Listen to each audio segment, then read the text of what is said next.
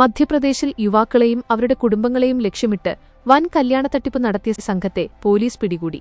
വ്യാജവധുക്കളെയും ദല്ലാളന്മാരെയും രംഗത്തിറക്കി സംസ്ഥാനത്തെ വിവിധ ജില്ലകളിലായി ഏകദേശം 42ലധികം കുടുംബങ്ങളെയാണ് ഈ സംഘം വഞ്ചിച്ചത്.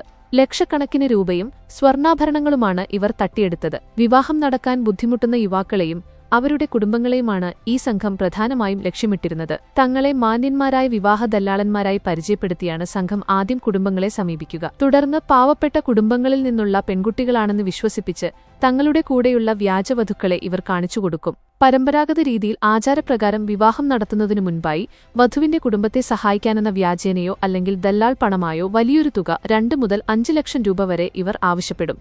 പണം നൽകി വിവാഹം കഴിഞ്ഞ് ദിവസങ്ങൾക്കകം തന്നെ വധുവായി എത്തിയ പെൺകുട്ടി വീട്ടിലുള്ള സ്വർണവും പണവുമായി രാത്രിയോടെ മുങ്ങുന്നതാണ് ഇവരുടെ പതിവ് രീതി. സമാനമായ രീതിയിൽ വഞ്ചിക്കപ്പെട്ട നിരവധി കുടുംബങ്ങൾ നൽകിയ പരാതിയുടെ അടിസ്ഥാനത്തിലാണ് പോലീസ് വിപുലമായ അന്വേഷണം ആരംഭിച്ചത്. സൈബർ സെല്ലിന്റെ സഹായത്തോടെ നടത്തിയ അന്വേഷണത്തിൽ വ്യാജവധുക്കളായി അഭിനയിച്ച പെൺകുട്ടികളും അവർക്ക് കൂട്ടുനിന്ന പ്രധാന സൂത്രധാരന്മാരുമടങ്ങുന്ന വലിയൊരു സംഘത്തെ പോലീസ് വലയിലാക്കി. പിടിയിലായവർ മുൻപും പലയിടങ്ങളിൽ ഇത്തരത്തിൽ വിവാഹം കഴിച്ചതായി രേഖകളിൽ നിന്നും വ്യക്തമായിട്ടുണ്ട്. തട്ടിപ്പിലൂടെ സമ്പാദിച്ച ലക്ഷക്കണക്കിന് രൂപയും ആഭരണങ്ങളും പോലീസ് ഇവരിൽ നിന്നും കണ്ടെടുത്തു. സംസ്ഥാനത്ത് ഇനിയും നിരവധി കുടുംബങ്ങൾ നാണക്കേട് ഭയന്ന് പരാതി നൽകാതിരിക്കുന്നുണ്ടെന്നാണ് പോലീസ് സംശയിക്കുന്നത്.